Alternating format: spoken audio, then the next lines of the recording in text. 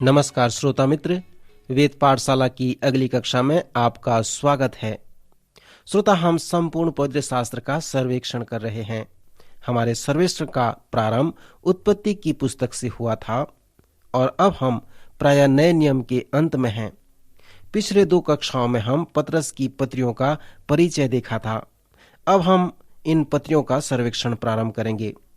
पतरस अपनी पत्री को इस प्रकार से प्रारंभ करता है। पतरस की ओर से जो यीशु मसीह का प्रेरित है, उन परदेशियों के नाम जो पुंतुस, गलतिया, कप्पदूकिया, आसिया और बिथुनिया में तितर बितर होकर रहते हैं और परमेश्वर पिता के भविष्य ज्ञान के अनुसार आत्मा के पवित्र करने द्वारा आज्ञा मानने और यीशु मसीह के लहू के छिड़के जाने के लिए चुने गए हैं। तुम्हें अत्यंत अनुग्रह और शांति मिलती रहे।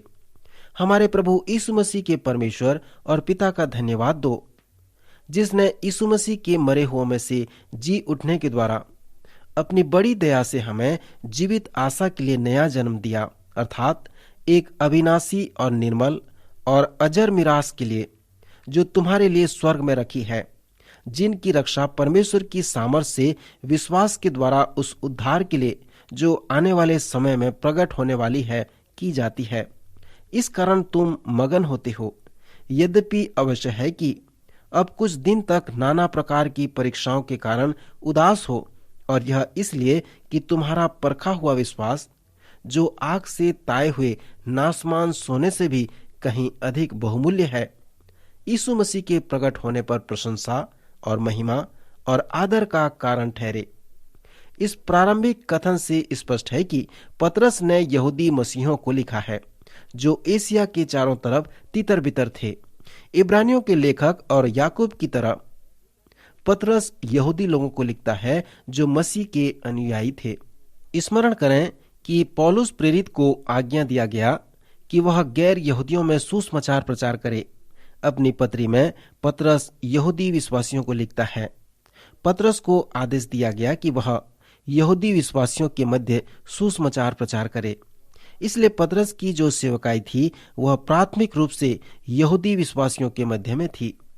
सो ध्यान करें कि सामान्य पत्रियों में जैसे इब्रानी, याकूब और पतरस, इनके प्रारंभिक वचनों में आप उन लोगों के लिए सांत्वना के वचन को पाएंगे जो दुखों में पड़े हुए थे। जिन लोगों को ये सामान्य पत्रियां लिखे गए हैं, वे प्रायः दुखित व क्लेशित लोग थे। इस संदर्भ में आप कह सकते हैं कि ये सामान्य पत्रियों का मुख्य उद्देश्य उन लोगों को सांत्वना देना है जो दुखित थे। पतरस इस पत्री को रोम से लिख रहा है, जहां पर मसीह के अनुयायियों को सताया गया था। प्रथम सदी की कलीसिया में बहुत सताव थे और प्रायः कलीसिया इतिहास के प्रथम 300 वर्ष में मसीह यीशु का अनुयायी होना गैर कानूनी था। इसलिए पतरस, याकूब और इब्रानियों के लेखक ने उन दुखित लोगों को सांत्वना के शब्द लिखे हैं। सो यदि वे यातनाएं नहीं होती तो आज हमें इन पत्रियों को पढ़ने के लिए नहीं मिलता। अर्थात यदि परमेश्वर सचमुच में तुम्हें आशीष दे रहा है, यदि तुम उसकी इच्छा में हो, तो तुम उस दुख से न केवल बाहर आओगे परंतु स्वस्थ व धनवान होगे, क्योंकि परमेश्वर चाहता है कि उसके लोग उन्नति करें। एक तरह से आप कह सकते हैं कि पहली पत्री का संपूर्ण संदेश ऊपर की ओर दृष्टि करने का है। यही बात पतरस उन दुखित लोगों से कहता है जिन्हें वह जानता है कि वे और दुख उठाएं। 14 बार उसने उनके दुखों के विषय में लिखा है। पतरस उन्हें उनके दुखों के लिए शांति देने का प्रयास कर रहा है और उन्हें उत्साहित कर रहा है। जैसे पतरस उन्हें लिख रहा है, सो वह उन्हें उन्नति होने की शिक्षा नहीं दे रहा है, परंतु उन्हें वह उस दुख व पीड़ा के भेद की बात को बता रहा है कि क्यों परमेश्वर अपने लोगों में अनुमति देता है कि वे दुख उठाएं। जब हमने अय्यूब की पुस्तक का सर्वेक्षण किया था, तब मैंने उन 30 बाइबल के कारणों को बताया था कि क्यों परमेश्वर अपने लोगों में यह अनुमति देता है कि वे दुख उठाएं। सो इस विषय के लिए मैंने पतरस की पहली पत्री के पहले अध्याय का चुनाव किया। पहला पतरस उसका पहला अध्याय 6 और 7 पद में पतरस इस प्रकार लिखता है, इस कारण तुम मगन होते हो यद्यपि अवश्य है कि अब कुछ दिन तक नाना प्रकार की परीक्षा के कारण उदास हो, और यह इसलिए है कि तुम्हारा परखा हुआ विश्वास, जो आग से ताए हुए नासमान सोने से भी कहीं अधिक बहुमूल्य है, यीशु के प्रकट होने पर प्रशंसा और महिमा और आदर का कारण ठहरे। इस छोटे लेखांश में पतरस दो कारण देता है कि परमेश्वर क्यों अपने लोगों को दुख सहने के लिए अनुमति देता है। जैसे ये लोग दुखों में हैं जिन्हें पतरस ने लिखा है, इन पदों में एक वचन आया है कि यद्यपि अवश्य है। इन तीनों शब्दों पर ध्यान करें। कुछ दुख वे क्लेश आपके जीवन में इसलिए आते हैं क्योंकि परमेश्वर जानता है कि यह तुम में अवश्य है, आवश्यक है। अय्यूब की पुस्तक के अनुसार दुख, क्लेश व यातनाएं सीधे परमेश्वर से आपके पास नहीं आते, परंतु यह परमेश्वर की अनुमति से ही आते हैं। अय्यूब को पीड़ित करने के लिए शैतान ने परमेश्वर से अनुमति मांगी। सो जब यीशु ने यूहन्ना के 10वें अध्याय में कहा कि भेड़ों का द्वार मैं हूं, सो उसका तात्पर्य यही था, यदि कोई भेड़ों के पास जाए तो उसे चरवाहे से मिलते हुए जाना पड़ता है, उसे उन्हें अनुमति लेने की आवश्यकता है। यह चरवाहे का अभ्यास था जब वह भेड़ों के साथ रात में खुले मैदान में रहता है और भेड़ों के चारों तरफ डालियों या पत्तियों से उन्हें घेर लेता है और वह ऐसे स्थान में लेटता है जो उनका द्वार हो। फिर कहता है कि द्वार मैं हूं। वह इस प्रकार बाड़ा बनाता है कि कोई भी भेड़ बाहर नहीं जा सकता और कोई भी शत्रु अंदर नहीं आ सकता जब तक वह चरवाहे के द्वार से न जाए। सो ये सुंदर रूपकात्मक विषय हमें बताता है कि जब तक कोई चरवाहे के द्वार के पास न आए, आपको कोई समस्या नहीं होगी। इसी प्रकार का विषय पतरस यहाँ पर हमें बता रहा है कि जब नाना प्रकार की परीक्षाएं तुम पर आए, तो यह जान लो कि परमेश्वर तुम्हारे जीवन को देख रहा है। जब वह अनुमति देता है तभी परीक्षाएं तुम पर आते हैं। दुख के विषय अगली बात पतरस कहता है कि यह कुछ दिन तक है या अल्पकालीन है। कुछ प्रकार की समस्याएं हैं, हमेशा हमेशा के लिए नहीं होती। एक व्यक्ति ने कहा कि उसका रोचक बाइबल पद इस प्रकार है, अर्थात इसके होने के बाद। सो पतरस के अनुसार दुख व यातना का यह अच्छा उदाहरण है। फिर पतरस उन्हें उनके विश्वास के विषय में लिखता है कि तुम्हारा परखा हुआ विश्वास, जो आग से ताए हुए नासमान सोने से भी कहीं बहुमूल्य है, अर्थात परमेश्वर ऐसी बातों को तुम्हारे जीवन में आने की अनुमति देगा जिससे तुम्हारा विश्वास शुद्ध होगा, पक्का होगा और तुम्हारा आत्मिक जीवन बढ़ता जाएगा। परमेश्वर तुम्हारे बहुमूल्य विश्वास को शुद्ध करने में रुचि रखता है। सुमित्र जैसे पतरस उन दुखित लोगों को लिखता है तो पहली पत्री के प्रथम अध्याय में इसी प्रकार वो समझाता है। इसके बाद जब पतरस उद्धार के विषय में आता है तो वह दो बातें लिखता है और वो यीशु और पौलुस प्रेरित द्वारा भी लिखे गए हैं। पतरस नए जन्म होने के विषय में लिखता है। श्रोता, जैसे आप इस पत्री के प्रथम अध्याय को पढ़ते हैं तो इस विषय में अनभिज्ञ न रहें। यहाँ वचन में नए जन्म का विषय स्पष्ट रूप से नहीं लिखा गया है। फिर पतरस ने चुनाव के विषय में बताया है कि परमेश्वर पिता के भविष्य ज्ञान के अनुसार आत्मा के पवित्र करने के द्वारा आज्ञा मानने और यीशु मसीह के लहू के छिड़के जाने के लिए चुने गए हैं। पवित्र शास्त्र में इसके विषय में अधिक नहीं बताया गया है, परंतु पतरस के प्रारंभिक वचनों में हम इसे पाते हैं। जब पतरस उद्धार के विषय में आता है तो वह लिखता है, इस उद्धार के विषय में उन भविष्यवक्ताओं ने बहुत जांच पड़ताल की। वे इसके विषय में पूर्ण रूप से नहीं समझते। उन्होंने इस बात की खोज की कि मसीह का आत्मा जो उनमें था और पहले ही से मसीह के दुखों की और उनके बाद होने वाली महिमा की गवाही देता था, वह कौन से और कैसे समय की ओर संकेत करता था। उन पर यह प्रकट किया गया कि वे अपनी नहीं वरन तुम्हारी सेवा के लिए ये बातें कहा करते थे, जिनका समाचार अब तुम्हें उनके द्वारा मिला, जिन्होंने पवित्र आत्मा के द्वारा जो स्वर्ग से भेजा गया तुम्हें सुसमाचार सुनाया। और इन बातों को स्वर्गदूत भी ध्यान से देखने की लालसा रखते हैं। क्या यह सुंदर लेखांश नहीं है? जिस उद्धार के विषय में पिंतीकुस्त के दिन प्रचार किया गया, उसे सैकड़ों भविष्यवक्ताओं ने उसे हजारों बार प्रचार किया और वह 2000 वर्ष तक प्रचार होते आ रहा है। परंतु जब इन भविष्यवक्ताओं ने भविष्यवाणी किया तो वे नहीं जानते थे कि वे क्या भविष्यवाणी कर रहे हैं। यद्यपि उन्होंने पवित्र आत्मा की प्रेरणा व सामर्थ्य से लिखा, परंतु वे नहीं समझ पाए कि उन्होंने क्या लिखा। पतरस कहता है, भविष्यवक्ताओं ने उद्धार के विषय में जो बातें पवित्र शास्त्र में लिखी, वे तुम्हारे दिनों में पूरी हुई हैं। यह यीशु मसीह के द्वारा उदाहरण है, जिसे यूहन्ना उसके 4 अध्याय में यीशु ने कहा, बोने वाला और है और काटने वाला और। यीशु ने चेलों से कहा, मैं तुम्हें वहां काटने के लिए भेजता हूं जहां तुमने नहीं बोया।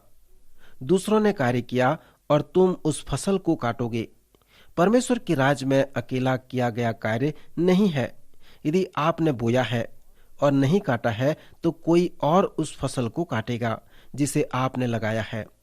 और यदि आप फसल काट रहे हैं तो स्मरण करें कि किसी ने लगाया है और आप उसे काट रहे हैं। कभी कभी मैं सोचता हूं कि यह ऐतिहासिक परिप्रेक्ष्य में प्रशंसा के योग्य है कि अनेक लोग जो मरते हैं ताकि अनेक आत्मिक आशीषें हमें मिल सके। पवित्र शास्त्र का उदाहरण लें। जब हमने इसे अध्ययन का प्रारंभ किया था, हमने इसका परिचय दिया और कुछ बातें बताया कि कैसे पवित्र शास्त्र को एक साथ रखा गया है।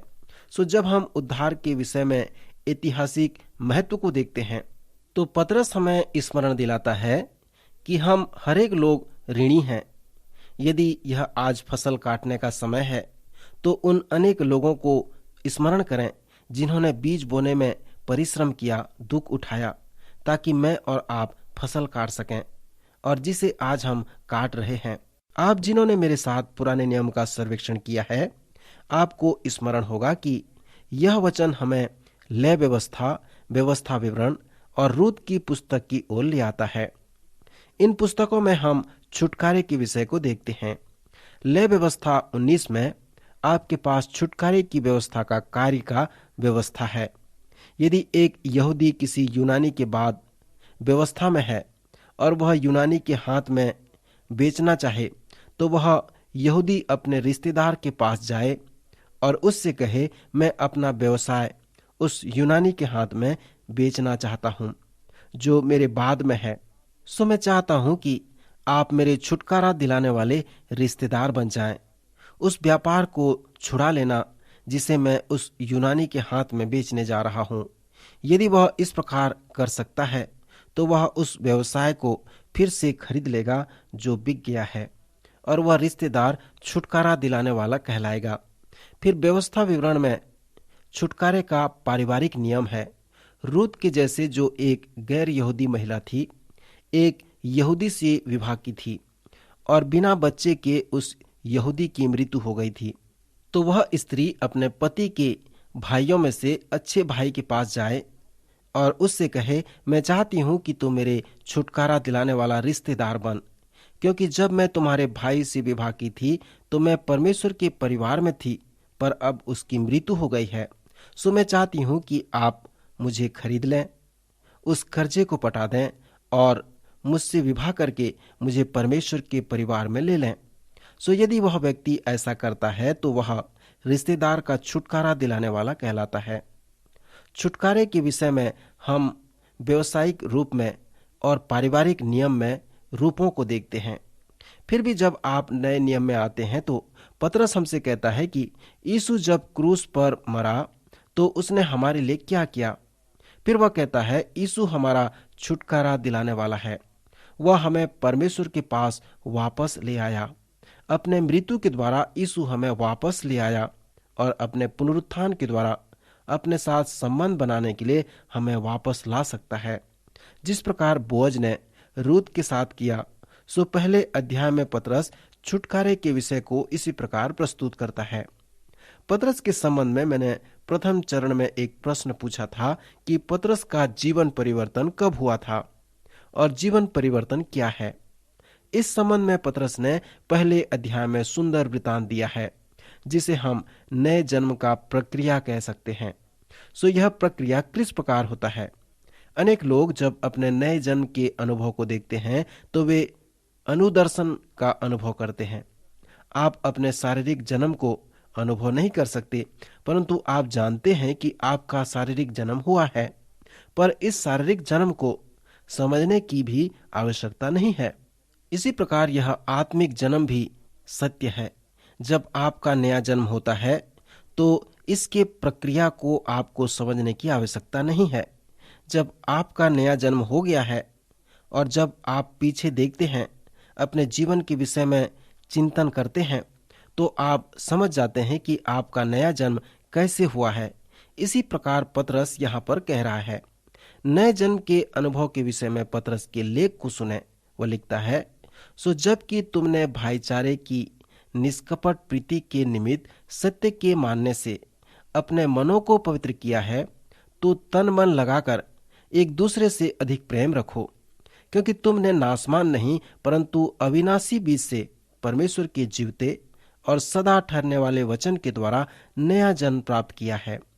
क्योंकि हर एक प्राणी घास की नाई है और उसकी सारी शोभा घास के फूल की नाई है। घास सूख जाती है और फूल झड़ जाता है, परंतु प्रभु का वचन युगानुयुग स्थिर रहेगा। और यह वही सुसमाचार का वचन है जो तुम्हें सुनाया गया था। इसलिए सब प्रकार का बैर भाव और छल और कपट और डाह और बदनामी को दूर करके नए जन्मे हुए बच्चों की नाई निर्मल आत्मिक दूध की लालसा करो, ताकि उसके द्वारा उद्धार पाने के लिए बढ़ते जाओ, यदि तुमने प्रभु की कृपा का स्वाद चख लिया है। श्रोता मित्र, नए जन्म के प्रक्रिया का यह एक सुंदर रूपरेखा है जो नए जन्म के अनुभव के लिए पतरस लोगों को लिखता है। पतरस के अनुसार इसी प्रकार आपका नया जन्म होता है। जब सुसमाचार अर्थात परमेश्वर के वचन का प्रचार किया गया, तब तुमने उसे सुना। इस उद्धार के सुसमाचार को भविष्यवक्ताओं के द्वारा भविष्यवाणी किया गया और इन बातों को स्वर्गदूतों भी ध्यान देने की लालसा रखते हैं। सो जब यह सुसमाचार प्रचार किया गया तो यह आपके लिए परमेश्वर का वचन था। जब परमेश्वर का वचन आपको प्रचार किया गया तो परमेश्वर का वह वचन अविनाशी बीज के समान था। यूनानी भाषा में बीज शब्द के लिए पतरस ने शुक्राणु शब्द का उपयोग किया है। शारीरिक जन्म में आपके पास बीज है और अंडे हैं। जब बीज अंडों को निषेचन करता है तब गर्भधारण होता है, और इसी प्रकार शारीरिक जीवन की संरचना होती है। जीवन अभी तक जन्म नहीं लिया है परंतु गर्भ में है। फिर 9 महीने के पश्चात जो जीवन गर्भ में है उसका जन्म होता है। पतरस के प्रथम पत्री के पहले अध्याय में पतरस शारीरिक जन्म के साथ आत्मिक जन्म की तुलना करता है। सो पतरस विभिन्न तरह से कह रहा है कि हमारा आत्मिक जन्म शारीरिक जन्म के जैसा है। वह कहता है कि जब हमारा नया जन्म हुआ तो यह हमारे शारीरिक जन्म के जैसा है, परंतु इस आत्मिक जन्म में जो बीज है, जो शुक्राणु है, वह अविनाशी बीज के जैसा है। पतरस कहता है जब हमारा नया जन्म हुआ तो अविनाशी बीज जो था वो परमेश्वर का वचन था और हमारा विश्वास अंडे के समान था। जब हमने विश्वास के साथ परमेश्वर के वचन को सही प्रत्युत्तर दिया, तब परमेश्वर का वचन जो अविनाशी बीज या शुक्राणु के समान है, हमारे विश्वास के अंडे से निषेचन किया। और जब हमने परमेश्वर के वचन पर विश्वास किया, आत्मिक जीवन हम में गर्भ धारण किया। पतरस के अनुसार जब हमने परमेश्वर के वचन पर विश्वास किया तब हमारा मन शुद्ध हो गया और इस प्रकार हमने नए जन्म का अनुभव प्राप्त किया। फिर नया जन्म प्राप्त करने का जो परिणाम था कि हमने आत्मा के फल का अनुभव किया, जो भाईचारे की निष्कपट प्रीति के निमित्त सत्य के मानने से होता है। फिर पतरस संपूर्ण नए जन्म के अनुभव के सार को इन शब्दों से प्रस्तुत करता है, अर्थात नया जन्म प्राप्त करना। जिन लोगों ने नया जन्म प्राप्त किया है उन्हें पतरस उत्साहित करके कहता है, क्योंकि तुमने अपने मनों को पवित्र किया है, सो एक दूसरे को निष्कपट भाव से प्रीति रखो। फिर पतरस नए विश्वासियों को भी प्रोत्साहन करता है कि वे नए जन्म में हुए बच्चे की नाई निर्मल आत्मिक दूध की लालसा करें, ताकि उसके द्वारा उद्धार पाने के लिए बढ़ते जाएं। अब नया जन्म कैसे होता है, यीशु ने हमें चेतावनी दी है कि नया जन्म वायु के समान है। यीशु के अनुसार आप बता नहीं पाएंगे कि यह किधर से आता है और कहाँ को जाता है। सो प्रत्येक जो आत्मा से जन्म लेता है, यीशु के अनुसार, जब यीशु इन वचनों को यूहन्ना के 3 अध्याय में कहा, तो उसने हमसे कहा है कि नए जन्म के लिए कोई वास्तविक तरीका नहीं है। फिर भी मैं सोचता हूं कि पतरस हमें नए जन्म की प्रक्रिया के विषय में कुछ शिक्षा दे रहा है। पतरस कहता है कि यदि तुमने प्रभु की कृपा का स्वाद चख लिया है, तो नए जन्मे हुए बच्चों की नाई निर्मल आत्मिक दूध की लालसा करो। उस बच्चे को बताने की आवश्यकता नहीं है कि चुचुक क्या है, परंतु वह बच्चा उसके पास जाएगा और बड़ी लालसा के साथ दूध पिएगा। पतरस कहता है कि उसी तरह तुम्हें भी परमेश्वर के वचन के लिए भूखे व प्यासे होना है। क्योंकि आपका नया जन्म हुआ है, तो आपको आत्मिक भोजन की आवश्यकता है, और परमेश्वर का वचन ही वो आत्मिक भोजन है जिसके द्वारा आप उद्धार पाने के लिए बढ़ते जाते हैं। फिर से मैं प्रश्न पूछना चाहता हूं कि क्या आपका नया जन्म हो गया है? पवित्र शास्त्र लोगों के आत्मिक मृत्यु के विषय में बातें करता है। पौलुस प्रेरित कहता है, जब लोग पाप में जीवन व्यतीत करते हैं तो वे जीवित रहकर भी आत्मिक रूप से मरे हुए हैं। इफिसियों की पत्री उसका 2 अध्याय 1 वचन में हम पढ़ते हैं, उसने तुम्हें जिलाया जो अपने अपराधों और पापों के कारण मरे हुए थे। यह संभव है कि मनुष्य शारीरिक रूप से जीवित दिख सकता है, पर आत्मिक रूप से वह मरा हुआ होता है। नए जन्म के विषय में हम ये भी पढ़ते हैं कि यदि कोई मसीह में है तो वह नई सृष्टि है, पुरानी बातें बीत गईं, देखो सब नई हो गईं। सो पतरस कहता है कि जैसे हम परमेश्वर के वचन में आते हैं, अपने प्राण को, मन को शुद्ध व पवित्र करते हैं। परमेश्वर का वचन हमें अगुवाई करता है। यह 9 महीने भी हो सकता है और 9 सेकंड में भी हो सकता है, या 9 वर्ष भी लग सकते हैं। कुछ लोग तुरंत वचन पर प्रतीति करते हैं और नए जन्म के अनुभव को प्राप्त करते हैं। फिर 2 अध्याय में पतरस परमेश्वर के लोगों से कहता है कि तुम एक चुना हुआ वंश और राजपदधारी, याजकों का समाज और पवित्र लोग और परमेश्वर की निज प्रजा हो, इसलिए कि जिसने तुम्हें अंधकार में से अपनी अद्भुत ज्योति में बुलाया है, उसके गुणों को प्रकट करो। तुम पहले कुछ भी नहीं थे, पर अब परमेश्वर की प्रजा हो। तुम पर दया नहीं हुई थी, पर अब तुम पर दया हुई है।